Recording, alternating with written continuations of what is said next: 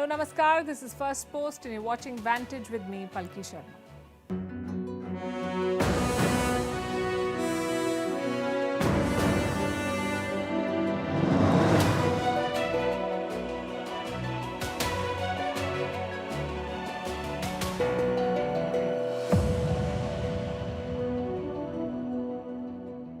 $100 billion. That's the kind of money US banks lost last week. Their market value fell dramatically. The reason was this: two banks failed in a matter of 48 hours. There was a bank run. Depositors made a beeline for their money. And this is not a developing economy I'm talking about. This is happening in the United States of America. A crisis is spreading through American banks. The government says the depositors will get their money back, but the global markets are feeling the jitters. Is this a repeat of the 2008 financial crisis? We'll bring you an assessment. Also on the show, the BBC's hypocrisy has been exposed yet again. The British broadcaster faced a boycott this weekend over the suspension of a prominent presenter. We'll tell you what happened. There's a lot of news in West Asia. The Saudi-Iran rapprochement brokered by China. What does it mean for China in the region, and what does it mean for the US? An analysis is coming up. Also, India is celebrating its Oscar win. First, the headlines. Chinese President Xi Jinping vows to make the military a great wall of steel. He said this during the first speech of his precedent-breaking third presidential term at the annual meeting of China's parliament. The Myanmar army has killed more than 25 people at a monastery in the southern Shan state. That's a claim made by an insurgent group. Myanmar has seen a spike in deadly battles between the military and armed resistance groups since the junta seized power in a coup. Pakistan has revealed details of foreign gifts retained by public office holders. This is part of the Tosha Khana scandal. The list implicates multiple figures, including Imran Khan, Nawaz Sharif, Asif Ali Zardari and Parvez Musharraf. They all acquired gifts free of cost and spent millions on gifts to foreign delegates. Nepal bans solo trekkers throughout the country 5 years after they banned solo climbers from trying to scale the Mount Everest. This is to save on the search and rescue costs incurred when solo trekkers go missing. And India win their fourth series in a row against Australia. Virat Kohli's 186 helps India draw the fourth and final test in Ahmedabad. India win the series 2-1. We start with the biggest headline in the world right now: America's banking crisis. It's a financial contagion, to be precise. Two banks have gone bust, two major banks back to back. They failed over the weekend. First, the Silicon Valley Bank, and then the Signature Bank. This one is based in New York. Yesterday, regulators had to shut it down. And these are America's biggest bank failures since 2008. You may remember the Lehman Brothers story of 2008. It triggered a global financial crisis. So the question is history repeating itself? Is another Lehman-like episode in the making? The bank closures have spooked the world. There are reports of steep losses. America's biggest banks have taken a hit. Last week, they lost a staggering $100 billion. On Vantage tonight, we'll tell you what happened, why it happened, and whether you should be worried, wherever in the world you're watching us from. Does it impact you? We start with the Silicon Valley Bank. Some of you may not even have heard of it. But if you work in the American startup space, you know this bank is a big deal. Silicon Valley Bank, or SVB, is the banker to the American tech industry. It was opened in 1983. Nearly half of America's tech and life sciences companies were its customers. These banks are backed by a VC or venture capitalist. A VC is someone who puts money in a company in return for a stake, like a big investor. So Silicon Valley Bank worked with American startups, and it was among America's 20 biggest banks. Now it has collapsed. The question is why? And this is the interesting part. For a bank serving the tech industry, the SVB collapsed in a rather old-fashioned way. There was a bank run. People were taking out their money. The bank could not pay its depositors. It went broke, and so regulators had to shut it down. Next question: why could it not pay its depositors? Where did the money go? You could say this was a perfect storm. It began when the pandemic hit. The internet became the world's lifeline. So tech companies made money. They became more valuable. They grew in size. They raised funding. And where did they take this cash? The funds that they raised, where did they put this money? In the Silicon Valley Bank. Just look at the numbers. Between 2020 and 2022, bank deposits at SVB, Silicon Valley Bank, tripled. From $62 billion, they jumped to around $175 billion, which means Silicon Valley was flush with cash. And these were not complex deposits. It was just money lying in a bank account. Think of it like your savings account or a fixed deposit. These tech companies trusted SVB to take care of their cash. And what does a bank do with its cash? It gives out loans. That's how banks make money. They take cash from depositors like you and me, and they use this money to give out loans. They charge an interest on the loan, and they give depositors a smaller interest. The difference is the earning of the bank. That's how it works. Basically, banks charge a higher interest on a loan that you take from them and give a smaller interest on the money that you deposit with them. The difference is theirs to keep. So this bank, SVB, was sitting on a massive pile of cash. It had to pay interest to its depositors. And like any bank, it gave out loans. Do you know who got these loans? The American government. The SVB bought government bonds, US treasuries. It's the safest form of investment in the world. But for this bank, it turned out to be a mistake. Last year, when fears of a recession grew, the US Federal Reserve, that's America's central bank, hiked interest rates. This made these US treasuries less attractive. Their value went down. So SVB took a major loss on its holdings. And around the same time, something else was happening. The tech sector was also in crisis. The fear of recession dried up their funding. So these tech companies began dipping into their savings. They went to SVB and they withdrew their deposits. They took out their money. Do you see what was happening?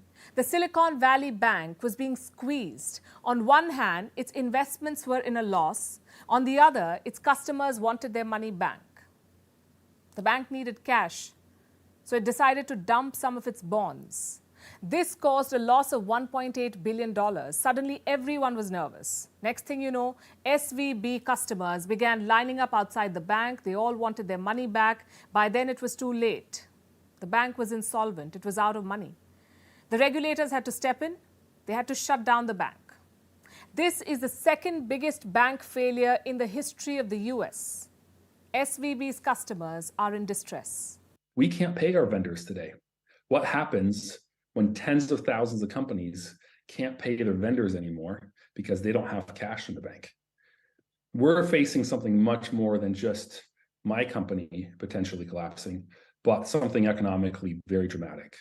The British government is concerned too. That's because Silicon Valley Bank had a presence in the UK as well. HSBC acquired it today. UK Prime Minister Rishi Sunak is visiting the US. When he arrived, the bank failure was the first thing he brought up. Well, I understand the concern that people have got around what's going on with Silicon Valley Bank. That's why I've been working with the Chancellor all weekend and indeed on the plane flight over, talking to the Bank of England and our regulators about finding the best solution. The government will have more to say on this very soon, but what I want to reassure people is that we will continue to support our world-beating tech sector and all the high-class jobs that it provides, but also that our financial system is resilient. And that was just one part of the crisis. On Sunday, part two played out. US regulators were seen in action again. They shut down another bank, Signature Bank in New York. It is in no way related to SVB. Signature was already a distressed bank, but what happened at SVB precipitated its fall. Signature Bank had made bets on the crypto market. It suffered major losses. The bank had lost 40% of its value.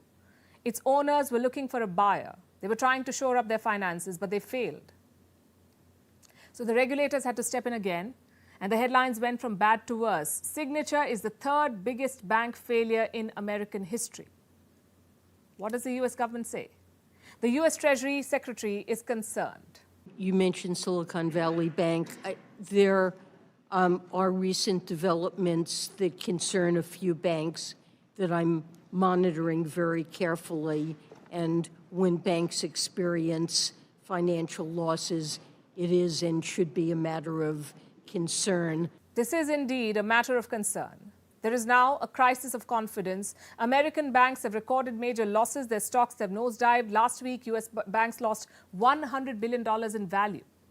European banks also saw losses. Their value declined by at least $50 billion. And what about the depositors? The good news is they will get their money back. That's because the deposits in these banks are insured. In fact, SVB depositors were supposed to get their money today. Those Signature Bank customers will have to wait, but they too will get their money. That's the assurance from Washington. Americans can have confidence that the banking system is safe. Your deposits will be there when you need them. Small businesses across the country, the deposit accounts at these banks can breathe easier knowing they'll be able to pay their workers and pay their bills. And their hardworking employees can breathe easier as well. But is that enough? What about the American banking system? There are doubts about its health now. The global markets are feeling the jitters. Asian markets opened in the red today. Indian markets suffered losses. Of course, there were other factors contributing to this. But the bank failures in the US dealt the worst blow. So should you be worried? Experts say while the developments are worrying, this may not be a repeat of the Lehman crisis, not yet. In the meantime, New Delhi is watching the developments in Washington. India's State Minister for Technology spoke out yesterday. His name is Rajiv Chandrasekhar. He will meet Indian startup founders this week. India will assess how the failure of Silicon Valley Bank may impact Indian startups. This is a developing story. We'll be tracking it for you. On to another story that we've been tracking through the weekend, the truce between Saudi Arabia and Iran. It came out of the blue, and even more surprising was the role of China. Beijing brokered this deal.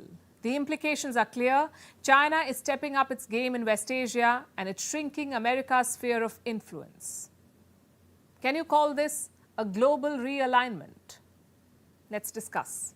Starting with the Iran-Saudi Arabia détente. They're regional rivals, but last week they made peace. Riyadh and Tehran are restoring diplomatic ties and reopening their embassies after a gap of 7 years. Like I said, China brokered the deal. Top officials from Riyadh and Tehran met in Beijing. They spent 4 days in the Chinese capital. The outcome was this: a photo op and a truce. China stopped diplomat Wang Yi, flanked by Saudi and Iranian officials. This was a declaration of victory by China. The representatives of 3 countries signed a joint statement. Saudi Arabia and Iran reached an important agreement and announced the resumption of diplomatic relations between the 2 countries. I think this is a victory for dialogue, a victory for peace, offering significant good news for today's turbulent world. A victory of dialogue. China is bound to blow the trumpet on this one, but Beijing's role in this truce may be overblown. You see, Tehran and Riyadh have been working towards this for 2 years now. They were aided by different intermediaries like Iraq and Oman. So China is just one of the many intermediaries. It is not the sole player that brokered the peace pact, and yet it's a significant achievement, both for the region and for the world. Saudi Arabia and Iran were arch rivals. They have been on the opposite sides in the Yemen war as well as the conflicts in Lebanon, Syria, and Iraq. Not to mention the Shia-Sunni divide. The Saudis are a Sunni majority country. The Iranians have a majority of Shias. Tehran's pursuit of nuclear weapons spooked Riyadh. In 2016, there was an escalation. Riyadh executed a prominent cleric. It led to a strong backlash in Iran. Saudi diplomatic missions came under attack. Iranian protesters stormed the Saudi embassy in Tehran. In response, Riyadh snapped diplomatic ties, and tensions have been high ever since. But now Riyadh and Tehran are taking a step back. They're keen on dialing down hostilities.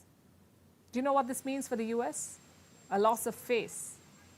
It's the biggest political shift in the region, and America had virtually no role in it. Nonetheless, Washington has welcomed the truce. We welcome any efforts to help end the war in Yemen and de-escalate tensions in the Middle East region. That is one of the reasons why the president, you saw him travel over the summer to have those conversations. De-escalation and diplomacy together with deterrence are key pillars of the policy that President Biden outlined during his visit in July in the region. So again, de-escalation, tensions in the Middle East clearly is a priority, and he welcomes that. The White House tried to spin the story. The spokesperson was talking about this: Biden's frosty fist bump with Saudi Crown Prince Mohammed bin Salman. It was embarrassing for the US president, to put it mildly. Biden had gone to Riyadh for a deal on oil. He came back empty-handed. And now the Saudis have signed a deal with Iran, that too in China. In fact, look at the recent events in the region. Turkey has normalized ties with Saudi Arabia. The relationship had broken down in 2018 after the murder of Jamal Khashoggi, but Ankara is warming up to Riyadh. Last year, MBS even paid a visit to Turkey. Then we have Qatar. Its relations with neighbors in the Persian Gulf have healed. And in both these cases, the US has been conspicuous by its absence.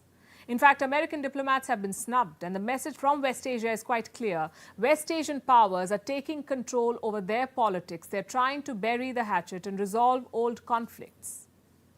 This also opens up space for more normalization. Reports say Israel is engaging with the Saudis. There is a push to normalize ties and to build on the Trump-era Abraham Accords. Will that happen? It's hard to say. A lot depends on the man who holds all the cards in Riyadh, the Saudi Crown Prince, Mohammed bin Salman. There have been whispers of Saudi Arabia distancing itself from the US. Call it a decoupling, if you will. Saudi Arabia is changing posture. It is already a major player in West Asia, but now Riyadh has global ambitions. It is diversifying its economy, opening up its society, pursuing an independent foreign policy that isn't hemmed in by American interests. And most importantly, Saudi Arabia is relegating religion to a more personal space, not making it the driver of their economic and foreign policy. The man leading the shift is Crown Prince Mohammed bin Salman. He floundered for a while with the war in Yemen and the Khashoggi episode. But he's no more the pariah. He's a central player who doesn't want to operate in the shadow of the US any longer. Let me explain this with a quick recap.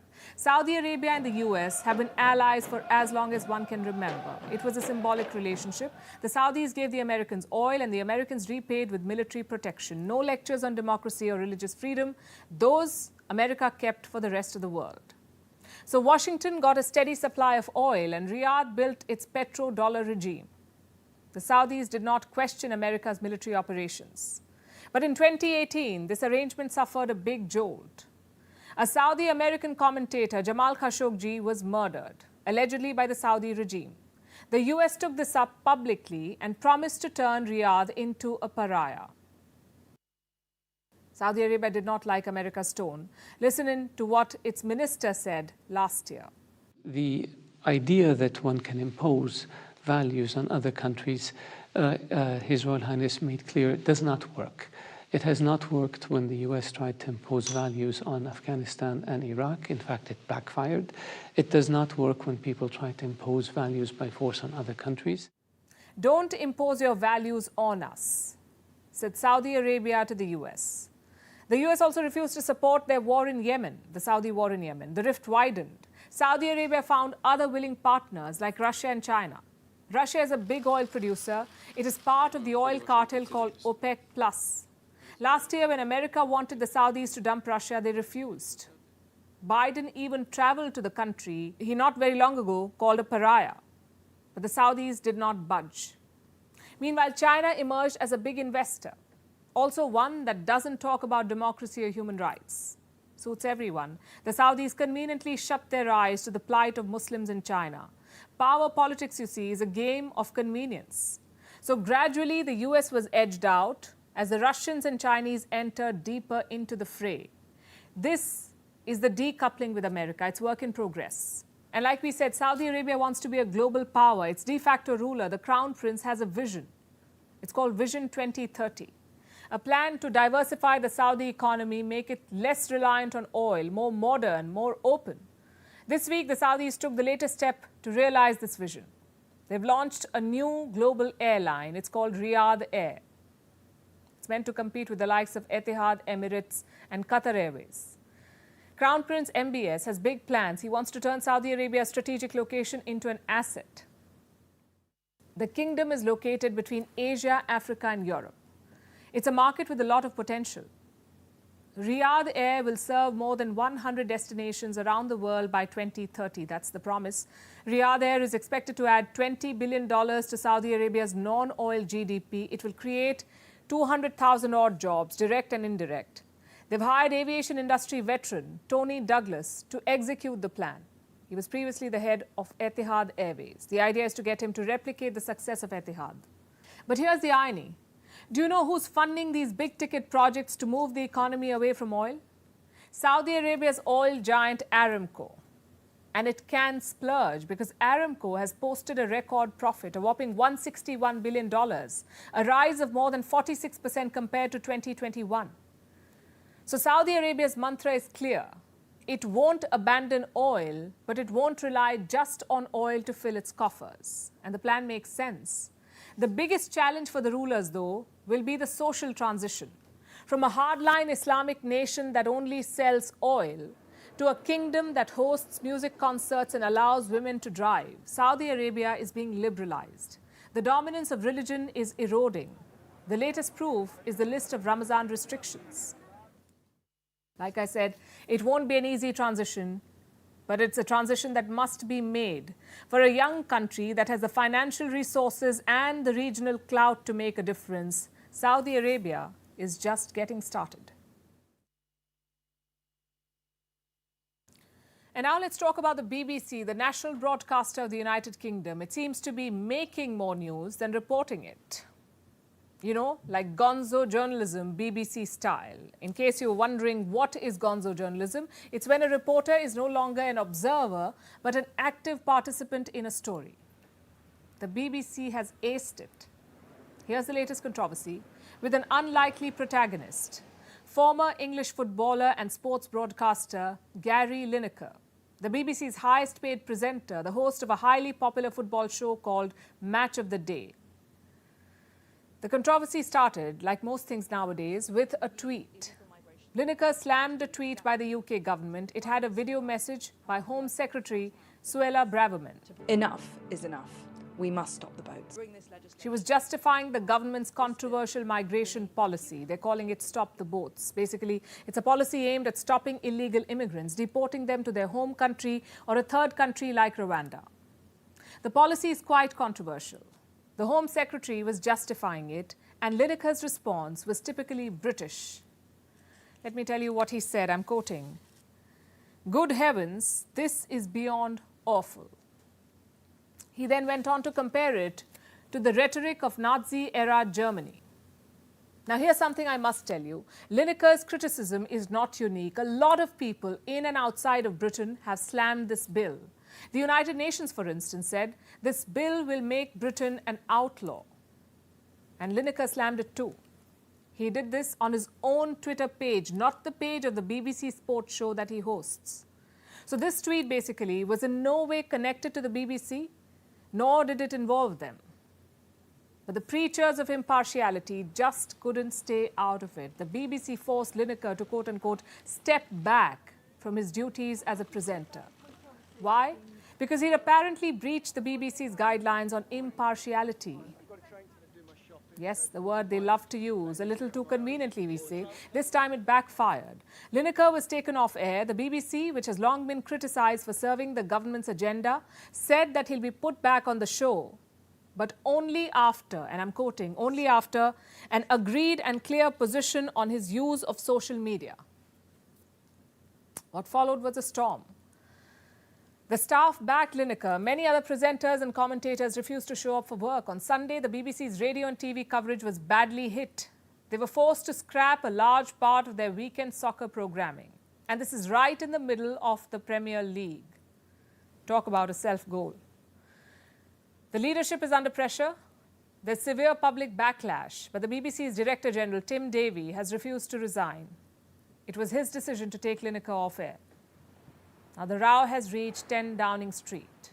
Remember, the BBC is a public-funded broadcaster, but Prime Minister Rishi Sunak does not want to enter the story. This is what he said, and I'm quoting again. "I hope that the current situation between Gary Lineker and the BBC can be resolved in a timely manner, but it is rightly a matter for them, not the government." Interestingly, the Prime Minister did not forget to praise Lineker as, and I'm quoting, a great footballer and a talented presenter. So the government does not want to get dragged into this dispute, which leaves us with the broadcaster, once again exposed for its hypocrisy over impartiality. When BBC's boss Tim Davie took office in 2020, he declared a war on woke. What does that mean? A conscious attempt to tackle perceived left-wing bias. But the Lineker incident has exposed them again and given fresh ammo to critics who say the organisation is too close to the ruling party, the Tories. The BBC is not acting impartially by caving in to Tory MPs who are complaining about Gary Lineker. They've got this one badly wrong, and now they're very, very exposed, as is the government, because at the heart of this is the government's failure on the asylum system.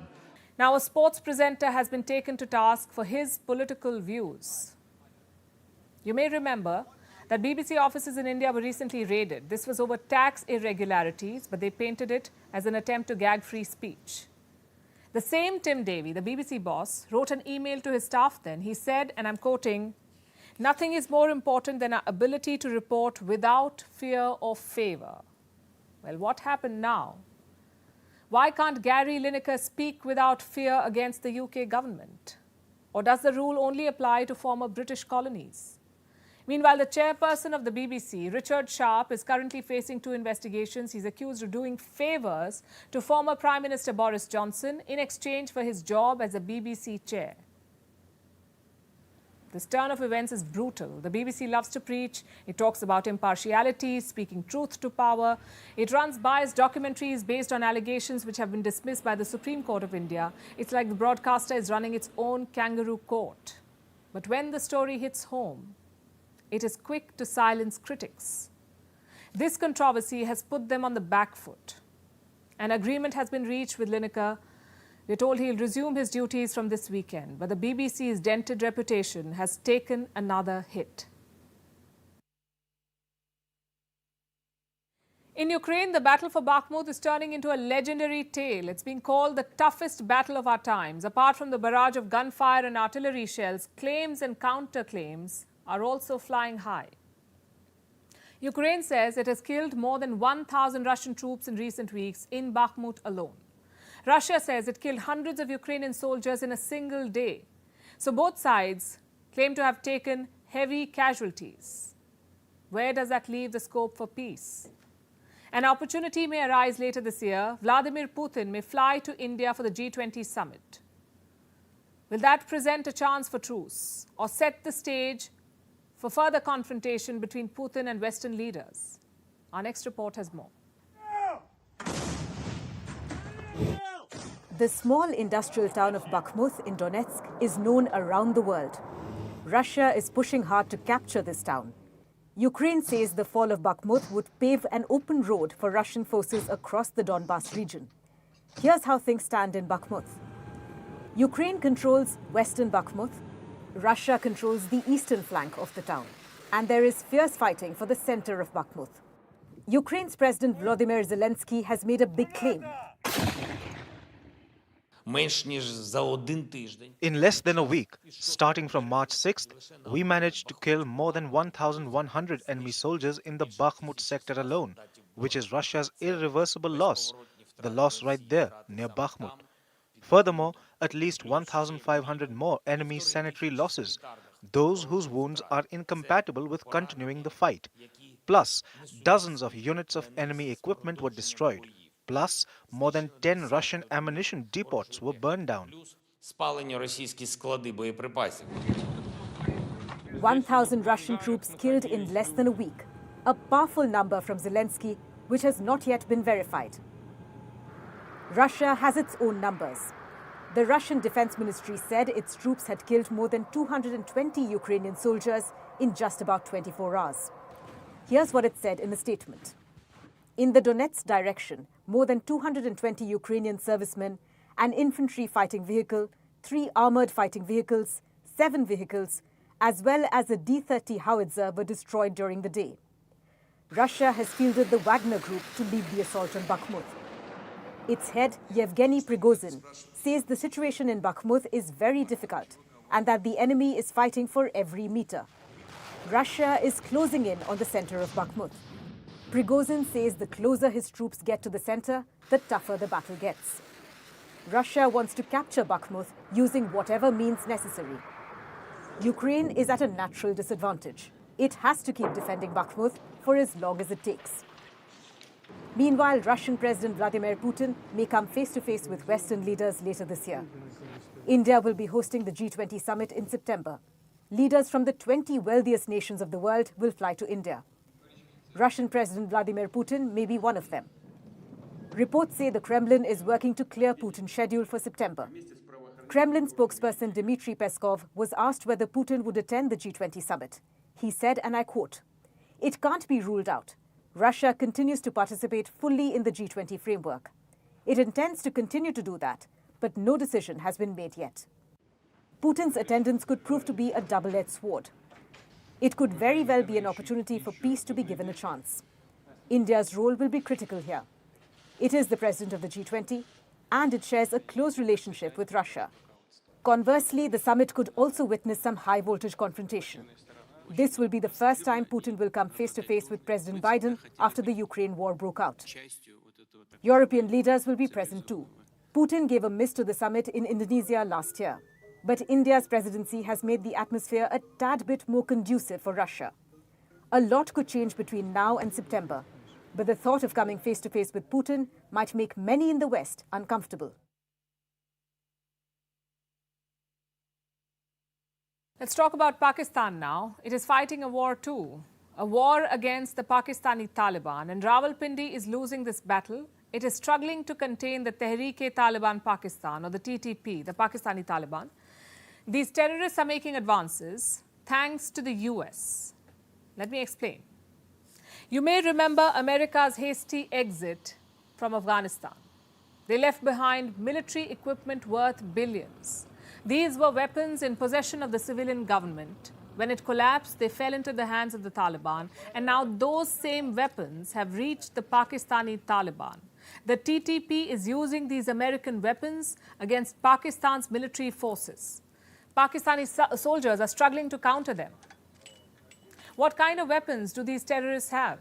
Modern and sophisticated military equipment, things like night vision devices, advanced weapons, thermal weapon sights. The TTP is conducting nighttime ambushes. The province of Khyber Pakhtunkhwa witnessed many of them recently. Terrorists are taking out policemen. In 2022, 118 police officers died in such attacks. Pakistani military camps have been targeted too. A local police officer shared an assessment. I have it with me. This is what he said. By using night vision devices, TTP militants can see easily and target police personnel performing their duties in the dark, while policemen cannot see them coming. The TTP has many more modern weapons in its arsenal. Some photographs have emerged. This is believed to be propaganda from the TTP, the Pakistani Taliban. You can see the terrorists holding practice sessions here. And what kind of military equipment do they have? Again, these are American weapons like M24 sniper rifles, M4 carbines, rifles, rocket launchers, submachine guns. These terrorists are now as well equipped as any military. For Pakistan, the beast they fed is coming back to bite them. The Pakistani state has armed terrorists for years, remember. They nurtured the Taliban, kept it alive and enabled its comeback. Now those same terrorists are striking back. The TTP pledges allegiance to the Taliban in Afghanistan. They're using the Afghan soil to launch attacks on Pakistan. The vicious cycle continues. It was set in motion by the Americans. They recruited Pakistan in the late 1970s. The Soviets, remember, had invaded Afghanistan. The Americans armed Pakistan to counter Soviet Russia. It armed the Mujahideen. When the Soviets left, the armed Mujahideen morphed into the Taliban. In the next 2 decades, more weapons were pumped into Afghanistan. America fought a war that it lost. And those same weapons are now in the hands of terrorists. They're not just a threat for Pakistan, they're a threat for India too and the rest of the world. Reports say American weapons found their way into Kashmir as well, the Indian Union territory of Jammu and Kashmir. Terrorists there are using American weapons.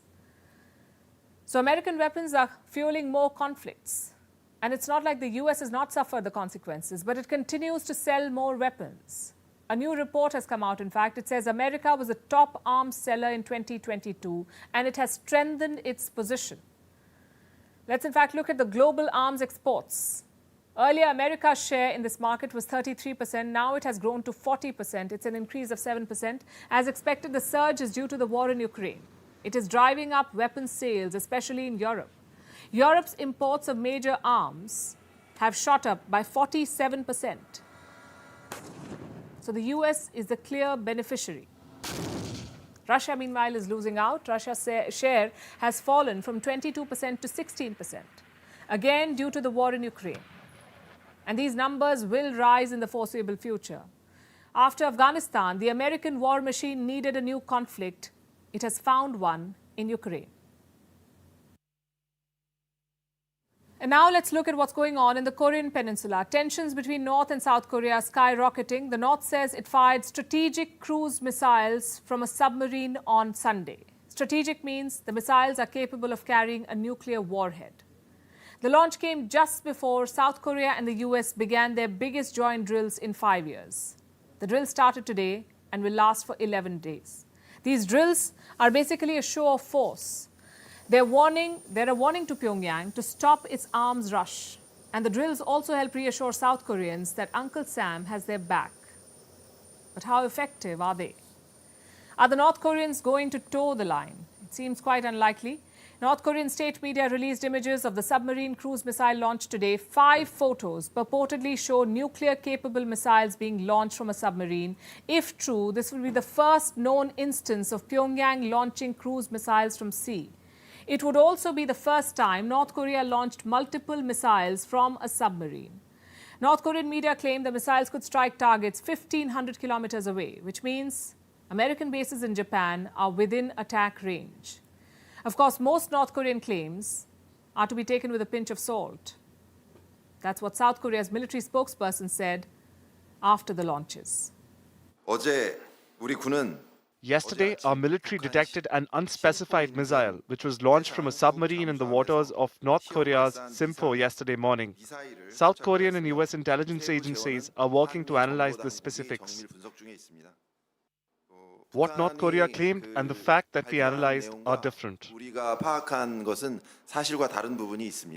The launches come 4 days after Pyongyang shared images of a missile test. North Korea's Kim Jong-un also ordered intensified drills for quote-unquote a real war.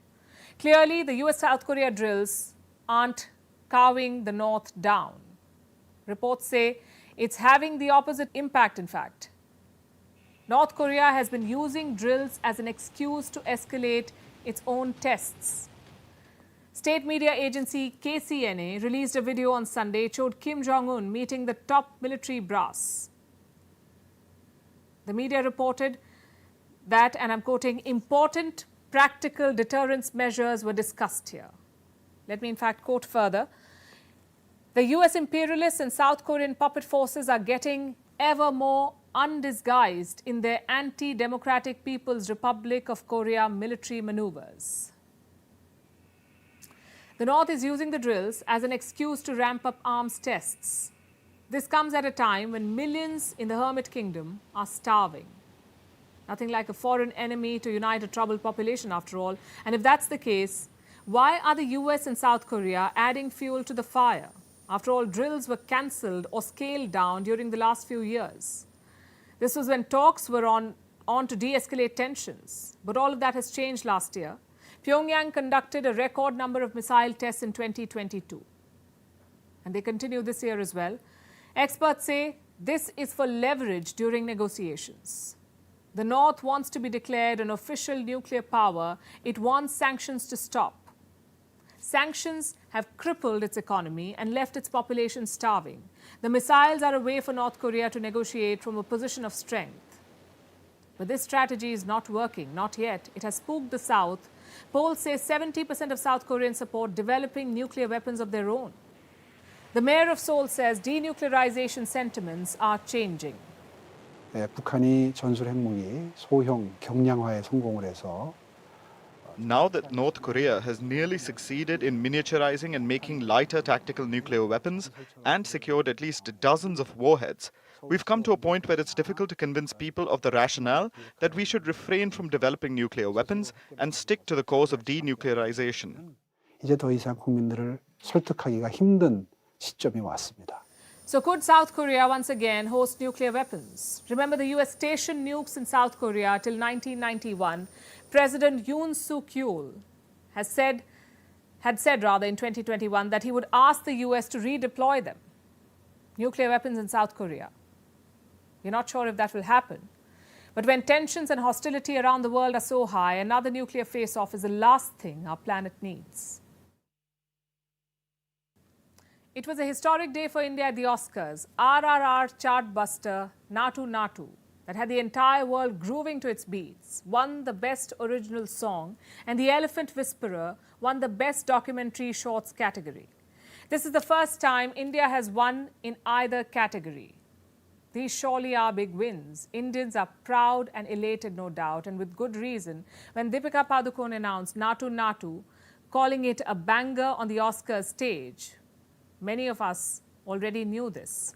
After all, India's film industry is huge. It was a $1.2 billion industry last year. So here's a question. Do we really need an Oscar to validate our films? What does an Oscar win mean for us? And is it helpful? Remember, the Oscars are going through a viewership crisis too. Is Indian cinema really helping them more than they can help us? Here's a report. All right. Are you guys ready? Ooh! RRR! RRR super hit track Natu Natu has become a global sensation. Today, it achieved a historic feat. The captivating song won an Oscar for Best Original Song, beating heavyweights like Lady Gaga and Rihanna. There's no doubt that the award is well-deserved and must be celebrated. But it triggers mixed feelings. Does India really need the Oscar approval? After all, the Academy has an ivory tower-ish approach to world cinema. Does this make it the better judge of all movies everywhere? We don't think so. Just look at today's anchor, Jimmy Kimmel. He referred to RRR as a Bollywood movie. If you go too long, we're going to Bollywood gong show your ass. So let's get this going. Please welcome. It's a Telugu language film from India's Tollywood industry. The description only reinforced misguided notions about Indian cinema. But that's okay. We'll reiterate a fact. All of Indian cinema is not Bollywood. And it's not all song and dance. Now let's talk about India's other win at the Oscars, The Elephant Whisperer. It emerged as the winner in the Best Documentary Shorts category. It tells the story of an indigenous couple as they care for an orphaned baby elephant. It also made history.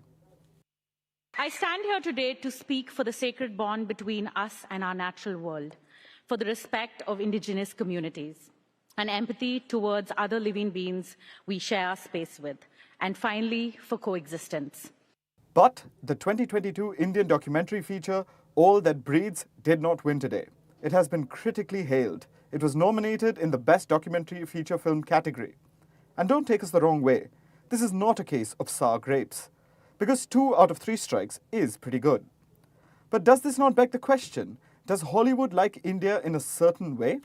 From Slumdog Millionaire to The Elephant Whisperer, do movies that show India in a specific light get to win? Everything that looks exotic and third world seems to have a place on the Oscar stage when nominated. And that's another thing, the nomination. A lot of good foreign films don't get nominated. Observers say that films spending anywhere between 3 to 10 million on promotions were nominated. The RRR team spent $9.7 million to lobby for a push at the Oscars. Over the years, certain countries have garnered attention in the foreign films category, but they're mainly from Europe, while others are neglected. Over 74 years, the Oscar has gone to a European nation 58 times. And this is not for the lack of trying by other nations. Lower-income countries rarely crack the list, let alone win an Oscar. 5 African countries have been represented. 3 have won. 2 of them were directed by Europeans, and the 3rd by a white South African. Sometimes, movies are not considered international enough, like when they contain too much use of the English language. There was outrage when a Nigerian movie was rejected in 2020 for this reason. But English is the official language of the country. The Oscars are not without a cultural bias. Also, look at the paucity of female nominees in the Best Director category. This year has an all-male slate. Or look at the 2015 movement, or hashtag Oscars So White. It brought the sheer lack of racial diversity to the fore. An example of this is today's big win for Asia, if it can be called that. Everything Everywhere All at Once won, well, Everything Everywhere All at Once. It scored multiple awards including Best Picture, Best Director and Best Actress. It was a historic win for Michelle Yeoh. She is the first Asian to win for Best Actress. She had an important message. For all the little boys and girls who look like me watching tonight, this is a beacon of hope and possibilities. This is proof that dreams dream big and dreams do come true. And for women of color, it does seem like a dream come true. Yeoh is only the second Asian woman to ever be nominated, also the second woman of color to win in this category. The lack of diversity at the Oscars is staggering. Now remember, the Oscars have been facing a viewership crisis. Could this be one of the reasons? The ratings continue to pale in comparison to those of yesteryear, and the slaps on stage can't seem to save it. The numbers started dropping 5 years ago. Since then, they've seen a 37% decline each year. And it's no secret that viewership increases when popular films are nominated. So maybe nominating a movie like RRR helped them? Despite all of this, why do we continue to lobby for an Oscar win? Because it opens up the world market for films, especially for films confined largely to India. They're famous in a few Far Eastern countries, but they're yet to tap the lucrative Western markets, which is great. We hope they do. But the internationalization of the Oscars does more harm than good. National film industries begin aspiring to gain Hollywood standards. They want similar popularity. And this could sound idealistic, but it's not. The real cinematic gems are often in more marginalized cinemas of countries across the world. Validation to be good. And finally, it's time for Vantage Shots, images that tell the story. We're starting with the US. Hundreds of migrants tried to enter the country from Mexico. They're mostly Venezuelans.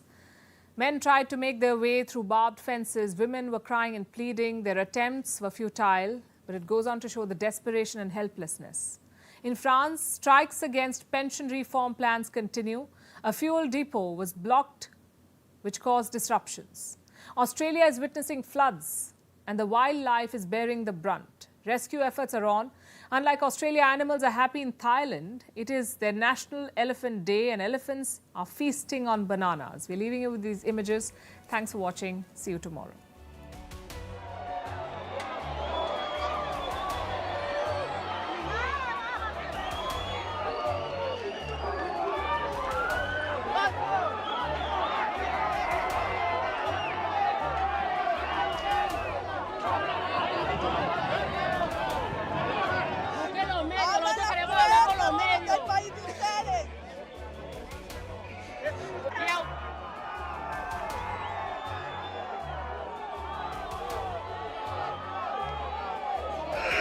Por favor, queremos respuestas, la aplicación.